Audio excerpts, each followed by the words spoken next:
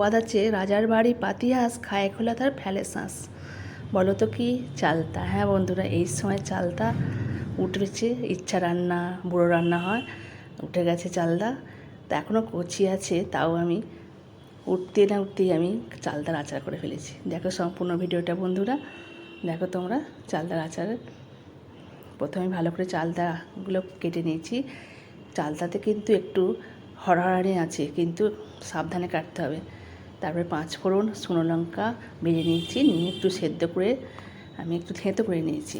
চালতাগুলোকে থেঁতো করে নিয়ে এবার কড়াতে তেল দিয়ে হালকা ভাজা করে ওর মধ্যে লবণ পরিমাণ মতন, হলুদ দিয়ে আর আদা রসুন বাটা দিয়ে নাড়াচাড়া করেছি।